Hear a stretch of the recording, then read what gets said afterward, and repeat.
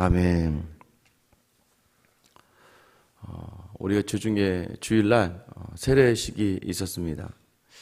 한 명의 영혼이 교회에 처음 나와서 예배에 동참을 하게 되고 또 예배하는 중에 하나님께서 마음을 만져주시고 삶의 자리가 나의 인생의 주인이 예수님이다라는 고백이 있기까지, 여러분 그 하나의 인생 자체가 어떻게 그렇게, 여러분 처음 예수를 어떻게 믿으셨습니까? 모태신앙인 저는 어려서부터 거의 교회에 살았으니까 그냥 그게 그런 줄 알았지만, 그냥 오히려 방황을 할 때는 더 큰 방황을 하게 됐지만, 또 하나님께서 부르시는 그 자리, 확실한 것은 무엇이냐면 이것은 하나님이 하시는 거예요. 아무리 설교가 좋아도, 아무리 교회 찬양을 화려하게 한다 할지라도 한 영혼이 예수님을 주인으로 고백하는 그 시간은 오직 하나님께서만 하시는 시간입니다. 그래서 여러분, 하나님께서 하셔서 우리 모두가 이 자리에 있는 줄 믿으시기를 축원합니다. 분주한 시간이었습니다. 교회가 계속해서 이제 이전을 하게 되고 고난 주간이 지나고 또 여러 가지 일들이 겹치다 보니까, 그런데 순간순간 이 세례식을 좀 뒤로 미룰까 하는 그런 마음들도 들었지만, 항상 마음속에 이 교회가 존재하는 이유가 무엇인지를 놓치지 않아야 되는 게 중요해요. 예배예요. 아무리 건물이 없어져도, 아무리 우리가 밥 먹을 곳이 없는다 할지라도 우리의 예배는 멈추지 말아야 되고 영혼에 대한 사랑을 놓치지 말아야 됩니다. 그 본질을 놓치는 순간부터 교회는 무너지기 시작하는 거예요. 아는 후배 목사님이 서울의 교회 담임 목사님으로 부임을 하셔서 이제 꼭 한번 가서 조언도 해주고 이야기도 하고 축하도 해주고 하려고 했는데 시간이 나질 않았어요. 마침 이제 지난주에 마침 큰 행사와 교회 이전이 마무리가 돼서 어제 점심 정도 찾아뵈서 이런저런 이야기를 하는데 참 많이 안타까웠습니다. 교회가, 그 수많은 사람들이 모였던 교회가 몇 명의 사람들의 욕심과 또 목사님과 또 중직자들의 실수와 또 여러 가지 잘못이 연결되면서 예배당은 너무나, 제가 부러웠던 건 뭐냐면 공간이 너무 많은 거예요. 가는 곳마다 지금 우리 본당 같은 공간이 7, 8개 되는데, 여러분 너무나 놀라운 건 유치부 예배를 드리지 못해요. 다음 세대 예배가 하나도 없어요. 아이들이 하나도 없습니다. 그리고 이제 40대가 몇 명, 다 60대, 70대. 수백 명이 모였던 그 공간에 이제는 우리 교회 성도 정도밖에 모이지 않는 그 예배의 자리. 여러분 얼마나 그 자리가 허무하고 허탈하고 무너지겠습니까? 교회가요, 그 본질을 놓치지 않으면 교회는 언제나 하나님께서 이끌어 주십니다. 목사님께서 부임하시고 이제 3주 되셨어요. 저와 비슷한 삶을 살고 계십니다. 근데 저보다 더 아직 사모님과 아이들이 멀리 계셔서 혼자 교회에서 자고 먹고 씻고 하면서 새벽 기도부터 시작해서 교회 여러 가지 일들을 감당하고 계세요. 항상 그러면서 같이 이야기하는 건 뭐냐면, 본질을 놓치지 않으면, 우리가 하나님께로 인도하는 영혼을 놓치지 않으면, 결론은 항상 우리만 잘하면, 우리만 하나님 앞에서 정직하게 서면, 그래서 매일 저녁마다 3시간씩 목사님이 시간을 내셔서 성도들의 기도 제목, 기도 카드를 이만큼 받아서 매일 저녁마다 성도들의 가정의 자녀의 손자들을 위해서 매일매일마다 몸부림치며 기도하고 계시더라고요.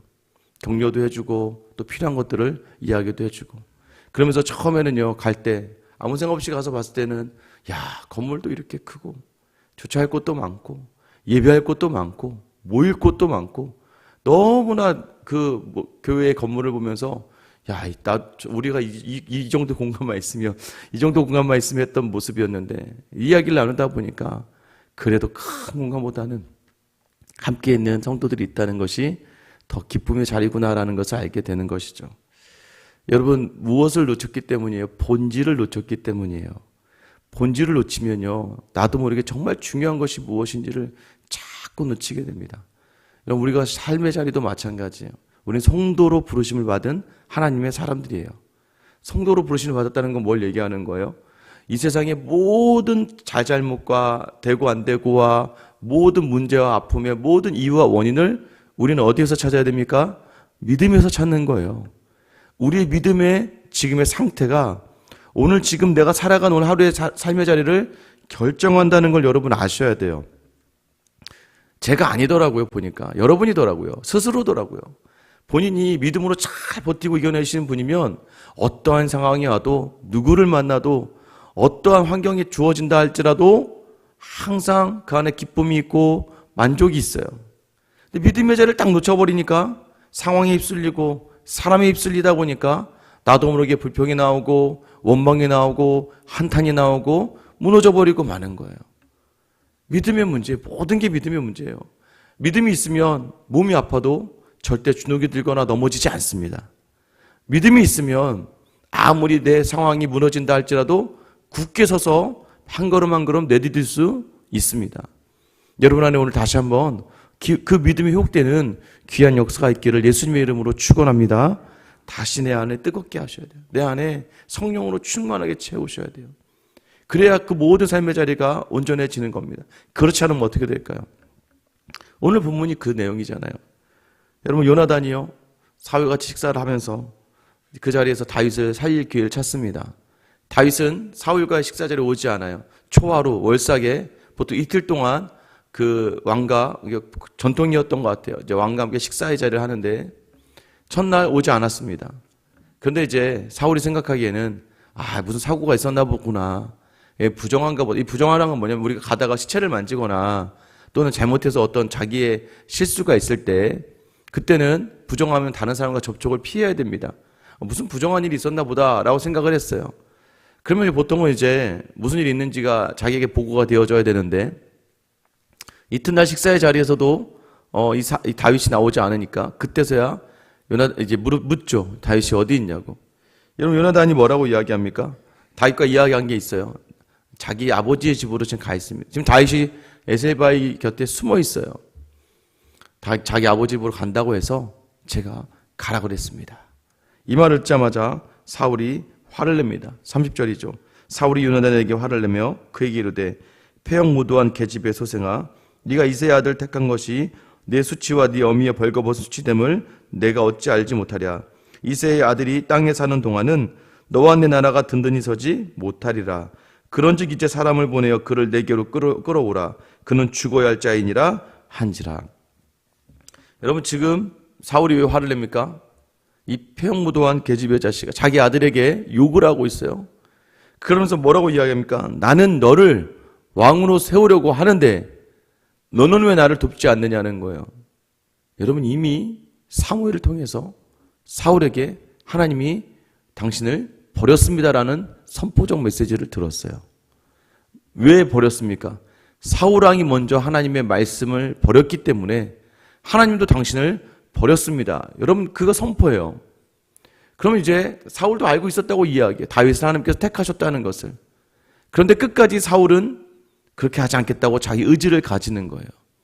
이 땅을 살아가면서 하나님이 이미 우리에게 주신 게 있어요. 어떻게 하실 거예요? 부모를 바꾸실 수 있겠습니까? 여러분 결혼한 부부를 바꾸시겠어요? 자녀를 바꾸시겠습니까?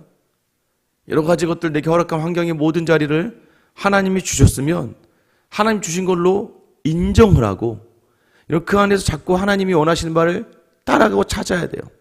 그게 쉽지는 않아요. 왜? 요나단이 그랬잖아요. 요나단이 다윗만 잡고 죽이면 자기가 왕이 되는 거예요.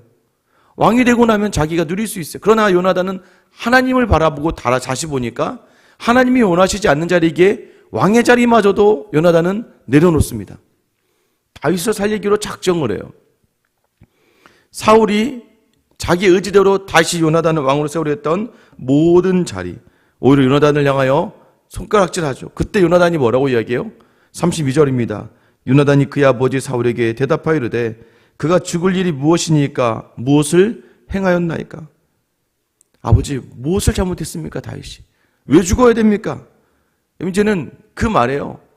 사울이 분이 나고 화가 나요. 여러분 이게 잘못된 거예요? 이유를 묻는 말에 원인을 알면 되는 거 아니에요? 근데 집사님 무슨 일 있으세요? 요즘 왜 얼굴 못 봤을까요? 권사님 요즘 새벽에 보이지 않아요? 여러분 근데 갑자기 뭐 어쩌라고요? 나도 힘들지 알지도 못하면서 여러분 이렇게 얘기하면 갑자기 그냥 물어보는 거예요. 아버지 다윗이 무엇이 문제입니까?